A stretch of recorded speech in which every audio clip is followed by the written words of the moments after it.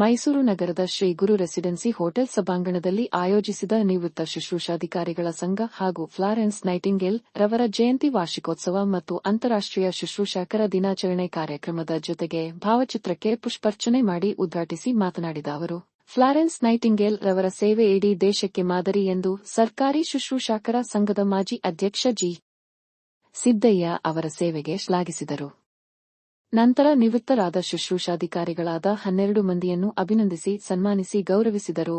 ಜೊತೆಗೆ ಪ್ರತಿಭಾವಂತ ವಿದ್ಯಾರ್ಥಿನಿಯರಿಗೆ ಸಹ ಸನ್ಮಾನಿಸಿದರು ಹಾಗೂ ಈ ಸಂಘದ ಸಂಘಟನಾ ಕಾರ್ಯದರ್ಶಿ ಗೋವಿಂದ ಚಾರ್ ಅವರಿಗೂ ಸಹ ಸನ್ಮಾನಿಸಲಾಯಿತು.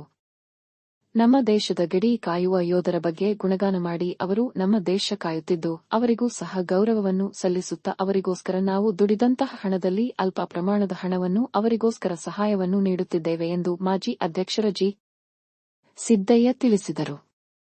ಈ ಕಾರ್ಯಕ್ರಮದಲ್ಲಿ ನಿವೃತ್ತ ಶುಶ್ರೂಷಾಧಿಕಾರಿಗಳ ಸಂಘದ ಅಧ್ಯಕ್ಷೆ ಶಿವಮ್ಮ, ಸಂಸ್ಥಾಪಕ ಅಧ್ಯಕ್ಷರು ಡಾ ರಂಗಸ್ವಾಮಿ ಪಿ, ಗೌರವಾಧ್ಯಕ್ಷ ಕುಶಾಲಪ್ಪ ಕೆಕೆ, ಪ್ರಧಾನ ಕಾರ್ಯದರ್ಶಿ ಹೇಮಲತಾ, ಖಜಾಂಚಿ ಆಲಿಸ್ ಫ್ಲಾರೆನ್ಸ್ ಕ್ರಾಸ್ಟ್, ಸಂಘಟನಾ ಕಾರ್ಯದರ್ಶಿ ಕಣ್ಣೂರ್ ಗೋವಿಂದಾಚಾರ್ ಸೇರಿದಂತೆ ನಿವೃತ್ತ ಸಂಘದ ಎಲ್ಲಾ ಸದಸ್ಯರುಗಳು ಭಾಗಿಯಾಗಿದ್ದರು.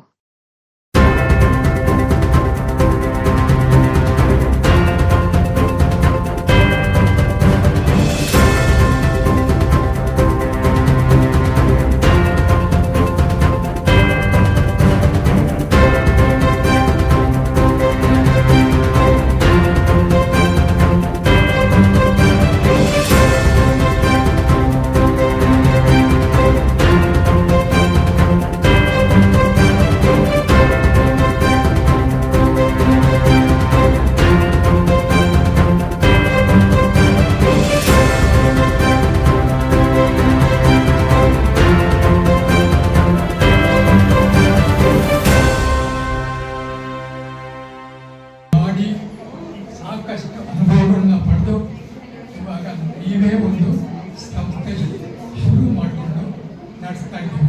ಆದ್ದರಿಂದ ನಾನು ಫ್ಲಾರೆನ್ಸ್ ನೈಟಿಂಗೇಲ್ನ ಜಾಸ್ತಿ ಇವನ್ನ ಹೇಳೋದಕ್ಕೆ ಹೋಗುತ್ತೆ. Because all of you are knowing in short Hussain ಅವರು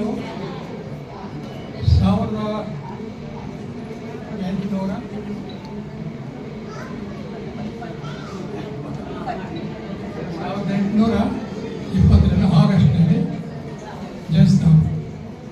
ಅವರ ಒಂದು ಹುಟ್ಟುಹಬ್ಬದ ಒಂದು ಆಚರಣೆನ ಕರ್ನಾಟಕದಲ್ಲಿ ಒಂದೇ ಅಲ್ಲ, ನಮ್ಮ ಸಂಘದಲ್ಲಿ ಒಂದೇ ಅಲ್ಲ, ಆಲ್ ಓವರ್ ದಿ ವರ್ಲ್ಡ್ ಅದು ನರ್ಸಸ್ ವರ್ಲ್ಡ್ ಡೇಗೆ ಸೇರಿಸ್ಕೊಂಡು ನಾನು ಆಚರಣೆ ಮಾಡ್ತಾ ಇದ್ದೇನೆ.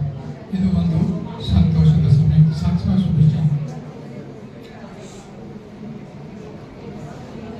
ಫ್ಲಾರೆನ್ಸ್ ನೈಟಿಂಗೇಲ್ ಅವರು ಈಗ ಆನಿವರ್ಸರಿ ಆಚರಣೆ ಮಾಡೋದಕ್ಕೋಸ್ಕರ ನಾವು ಏನು ಒಂದು ಉದ್ದೇಶ ಅಂತಂದರೆ ಅವ್ರನ್ನ ನೆನೆಸ್ಕೊಳ್ಳೋದು, ಅವರು ಮಾಡಿದಂಥ ಸೇವೆಗಳನ್ನ ನೆನೆಸ್ಕೊಳ್ಳೋದು, ಅವ್ರದ್ದು ಮಾಡಿದಂಥ ಡೆಡಿಕೇಶನ್, ಆ ವಿಚಾರಗಳ ಬಗ್ಗೆ ನಮ್ಮ ಜೂನಿಯರ್ಸ್ ನೀವು ಆಗಲೇ ಸೇವೆ ಮಾಡಿ ಬಂದಿದ್ದಾಯಿತು, ಸೇವೆ ಕೊಟ್ಟಿದ್ದಾಯಿತು, ಸಾರ್ವಜನಿಕರಿಗೆ ಮತ್ತು ರೋಗಿಗಳಿಗೆಲ್ಲ ಸಹಾಯ ಮಾಡಿದ್ದಾರೆ.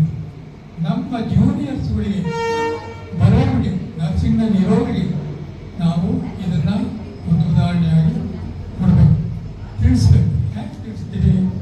ಅದು ಆ ಟೀಚರ್ಸು, ಆ ಪ್ರೊಫೆಸರ್ಸು, ಆ ಪ್ರಾಕ್ಟಿಕಲ್ ನರ್ಸಸ್ಸು ಯಾರಿದ್ದಾರೆ ವರ್ಕ್ ಮಾಡ್ತಾ ಇದ್ದಾರೆ, ಅವ್ರ ಮೂಲಕ ಎಲ್ಲ ಸ್ಟೂಡೆಂಟ್ಸ್ಗಳು ಅರ್ಪಣೆ ಆಗಬೇಕು. ಅವರು ತಿಳ್ಕೊಂಡು ಇದನ್ನು ಒಂದು ಉದಾಹರಣೆಯಾಗಿ ತಮ್ಮ ಸೇವೆನ ಮುಂದುವರಿಸ್ಕೊಂಡು ಹೋಗ್ಬೇಕು ಅನ್ನೋದು ಒಂದು ಅಭಿಪ್ರಾಯ. ಮತ್ತೊಂದು ಏನು ಅಂತಂದರೆ,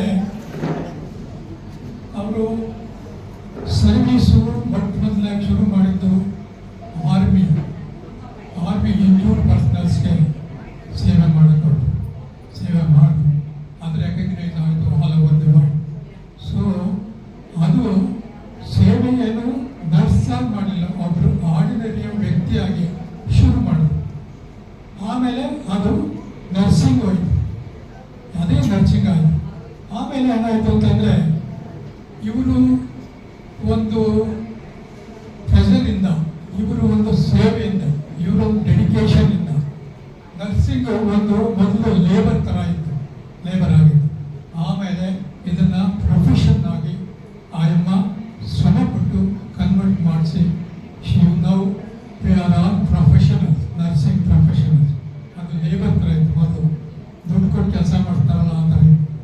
ಅದನ್ನು ಆಯಮ್ಮ ಒಂದು ಮಾಡಿದ್ರು. ಅವರ ತತ್ವಗಳಿಂದ, ಅವರ ನಿಷ್ಠೆ, ಪ್ರಾಮಾಣಿಕವಾದ ಸೇವೆಯಿಂದ.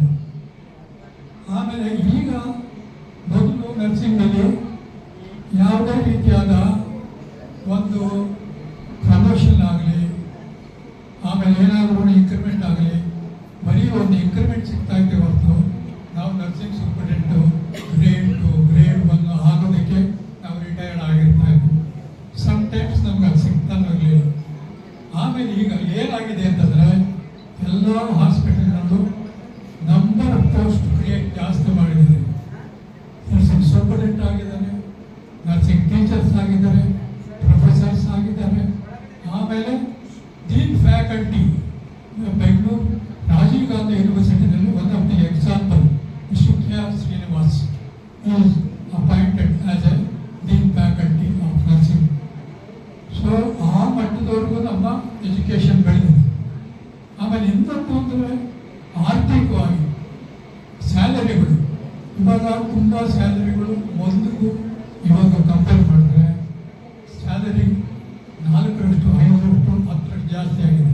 ಫಾರ್ ಎಕ್ಸಾಂಪಲ್, ಆಗ ನಾವು 6,000 7,000 ತಗೊತಿದ್ದೇವೆ, ಪೆನ್ಷನ್ನೇ 80,000 70,000 ತಗೊಳ್ತೇವೆ. ಅದೇ ರೀತಿ ಸ್ಟೂಡೆಂಟ್ಸು ಇವಾಗ ಎಜುಕೇಷನ್ ಮಾಡ್ಕೊಂಡು ಬರೋರು ಅವರು ಏನಿದ್ರು ಸುಮಾರು ನಿಯರ್ ಬೈ 75,000 to 80,000 ರುಪೀಸ್ ಸ್ಟಾರ್ಟಿಂಗಲ್ಲಿ ಸಿಗ್ತವೆ.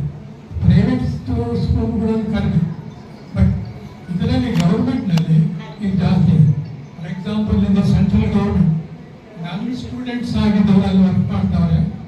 ಅವ್ರು ಹೇಳ್ತಾ ಇದ್ರು